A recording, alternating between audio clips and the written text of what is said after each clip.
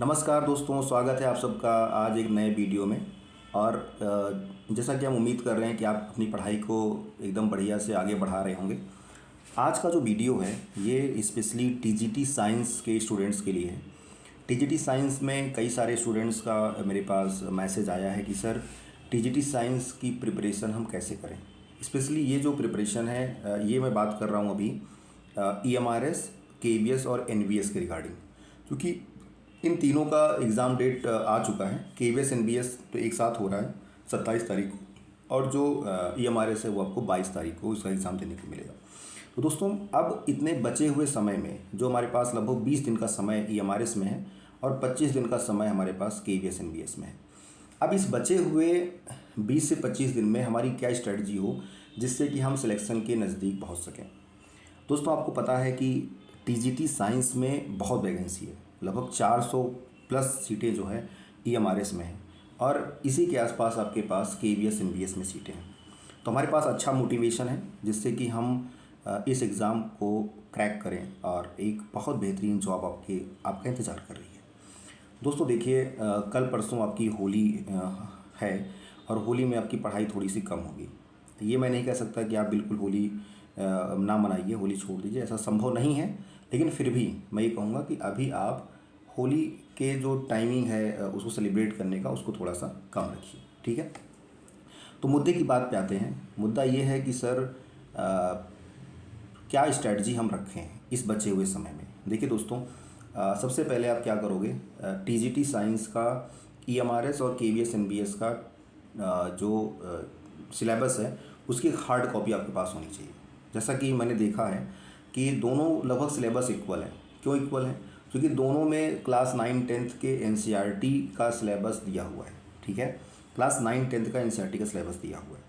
जैसा कि आपको पता है कि टीजीटी साइंस में 3 सब्जेक्ट हैं, एक है फिजिक्स, एक केमिस्ट्री, एक बायोलॉजी, ठीक है। फिजिक्स, केमिस्ट्री और बायोलॉजी। अगर आप बायो स्ट्रीम से हैं तो निश्चित रूप से आपका बायो थोड़ा सा बेहतर होगा comparatively to physics and chemistry. सबसे अच्छा आपका बायो होगा क्योंकि आपने BSc में केमिस्ट्री पढ़ी तो आपको केमिस्ट्री पे भी ठीक ठाक पकड़ होगी और थोड़ा सा आपको समस्या ज़्यादा देखने को मिलेगी फिजिक्स में। तो अब इस बचे हुए तीनों सब्जेक्ट को हम कैसे कैटेगराइज करें, कैसे इसको डिवाइड करें। जैसा कि मैंने देखा है कि लगभग 25 के आसपास चैप्टर्स आपके पास, तीनों अगर हम पार्ट को मिला लेते हैं, फिजिक्स, केमिस्ट्री और बायोलॉजी, तो लगभग आपके पास 25 चैप्टर्स हैं, 25 प्लस ही चैप्टर्स हैं। मेरा ये आपको इस जो है सजेशन रहेगा कि दोस्तों आप जो है जो भी पढ़ाई करिए तो एक दिन में कम से कम 2 सब्जेक्ट के साथ चलिए, ठीक है ना।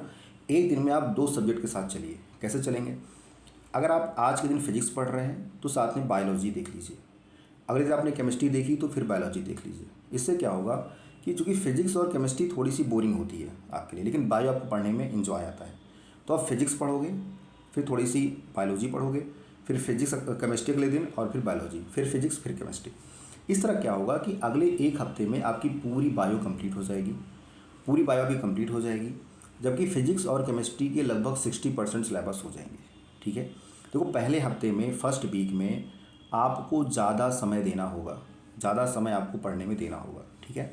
सेकेंड वीक में क्या होगा, आप तीनों सब्जेक्ट को यानी तीनों पार्ट को, फिजिक्स, केमिस्ट्री और बायो, एक दिन में पढ़ सकते हो। फिर आप रेगुलर वे में, यानी कि आप ऐसा करो, आज से लेकर 10 तारीख तक आप फिजिक्स और बायो, फिर केमिस्ट्री और बायो, फिर फिजिक्स बायो, केमिस्ट्री बायो, ऐसे पढ़ते रहिए, ठीक है।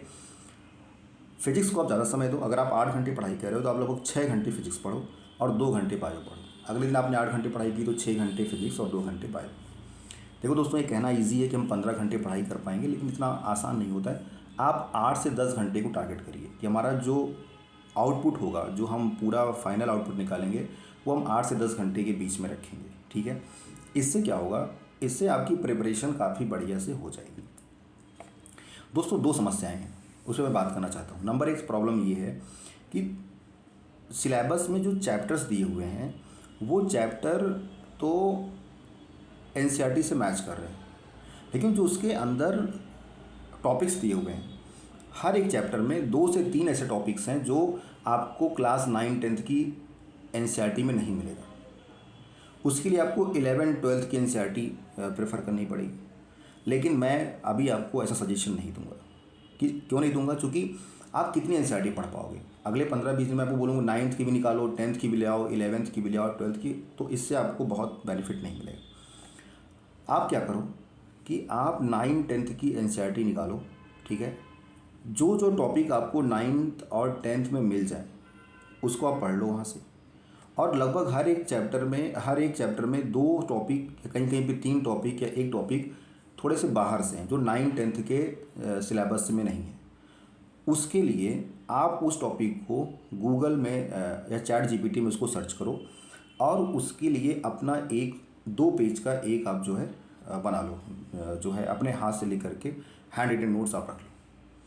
तो फाइनल जाते जाते क्या होगा, आपको पता रहेगा यार ये जो एनसीईआरटी का चैप्टर है, मान लो स्ट्रक्चर ऑफ एटम है, तो आप स्ट्रक्चर ऑफ एटम अपने क्लास 9th के जो है सिलेबस से करा, और आप उसके बाद जो उसमें लगता है कि हाँ ये टॉपिक कम डिटेल में दिया हुआ है या थोड़ा सा और ज़्यादा जानना है, उसको आप जो है गूगल पे सर्च करो और उस पॉइंट को आप उसी एनसीईआरटी में नोट कर दो, या फिर आप उसके लिए एक अलग से पेज बना लो, ठीक है।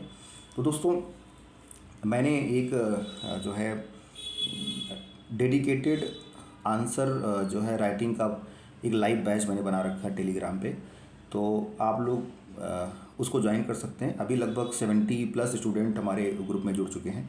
तो उसमें मैं daily answer writing live session के माध्यम से कराऊंगा। आप लाइव सेशन पे जुड़िएगा, मैं आंसर राइटिंग करूंगा, क्योंकि देखो मेरा भी जो है टीजीटी साइंस मैंने ईएमआरएस में हमको देना है, पीजीटी बायोलॉजी भी देना है, और केवीएस एनबीएस में मुझे पीजीटी बायो देना है। इसके अलावा मेरा एलटी ग्रेड बायोलॉजी में भी मेंस देना है। तो कई सारे मेरे भी एग्ज़ाम लगे हैं दोस्तों, तो थोड़ा समय अपने पास भी कम है, लेकिन फिर भी हम एक दूसरे का सहयोग करेंगे। और आप क्या करोगे, आप जो है आज आप क्या करोगे, कम से कम आज से स्टार्ट कर दो, ठीक है। मैं ग्रुप का आपको लिंक दे दूंगा, कमेंट सेक्शन में रहेगा, आप उस लिंक पे जा कर के ग्रुप को ज्वाइन कर लो, और ग्रुप में मैं अपडेट करूंगा कि कैसे चीज़ों को आगे करना है, ठीक है दोस्तों। तो उम्मीद करते हैं कि आपको मेरे वीडियो पसंद आई होगी। आप अपने कोई भी प्रॉब्लम को इस ग्रुप में इस जो कमेंट सेक्शन होगा उसमें प्लीज़ अपने प्रॉब्लम को, टीजीटी साइंस से रिलेटेड प्रॉब्लम को शेयर करिए, और मैं उस प्रॉब्लम को एड्रेस करने की कोशिश करूँगा, ठीक है दोस्तों। ऐसे दोस्त जो पीजीटी बायोलॉजी की तैयारी करते हैं उनके लिए मैं एक सेपरेट वीडियो बनाऊंगा अभी, तो वो भी आपको एक पीजीटी बायोलॉजी भी अगर आप तैयारी कर रहे हो साथ में, या उसकी अलग तैयारी कर रहे हो, तो उसका भी वीडियो आपको मिल जाएगा। तब तक के लिए अपनी पढ़ाई करते रहिए। Thank you.